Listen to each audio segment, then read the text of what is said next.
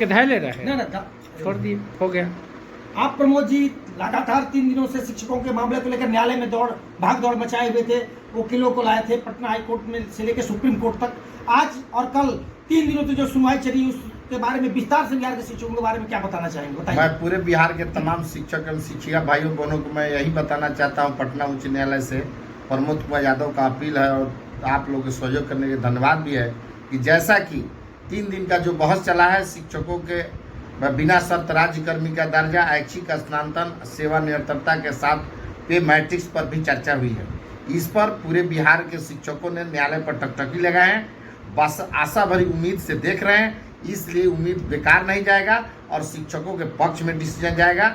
इसलिए कि एजी जो थे पीके शाही महाधिवक्ता, इन्होंने सरकार को और न्यायालय को डाइवर्ट करने के लिए जो प्रयास किए सदन में, उनका चलने वाला नहीं था और डायरेक्ट जज महोदय ने कहा कि भाई आप रूल पर आइए, केवल रूल से बात कीजिए। आप एक रूल बना दिए फिर दूसरा रूल बना दिए, ये कैसा रूल है? इसलिए वह दूसरा जो कानून बना है, रूल बना है सक्षमता के लिए, वह काला कानून है शिक्षक के लिए, वह रद्द होगा। आप बिहार के शिक्षकों को लंबे संघर्ष की तैयारी चल रही है, बहुत सारे लोग केस को के पाठक से डर से उठा भी रहे हैं। आप बिहार के शिक्षकों के केस और मुकदमे और लड़ाई को कहां तक ले जाना चाहते हैं और कैसे ले जाना चाहते हैं? पूर्व में न्यायालय में जब पहुंचे थे, बिहार के शिक्षकों को जानकारी नहीं है, मैं बता देना चाहता हूं। जिस दिन पहले हम न्यायालय में फाइल किए थे, उसके पूर्व 2 शिक्षक नेता फाइल किए थे, लेकिन के पाठक वह सचिवालय में बुलाकर डेढ़वा धमका कर बर्बाद कर देंगे, इस तरह की बात पर हमारे शिक्षक नेता डर गए और केस को विड्रॉ कर लिए। लेकिन यह सुने हम, उसके बाद मोतिहारी में मीटिंग कीजिए, पटना में मीटिंग किए और पूरे बिहार के शिक्षकों को आवाज़ बनकर हम न्यायालय में जाकर न्यायालय में दाखिल किए और फाइल किया। फाइल होने के बाद आज बिहार के शिक्षकों के मान सम्मान और सम्मान के रक्षार्थ में यह जो केस उभरता हुआ दिखा और पूरा बिहार के शिक्षकों ने इस केस पर विश्वास किया और हम पर विश्वास किया।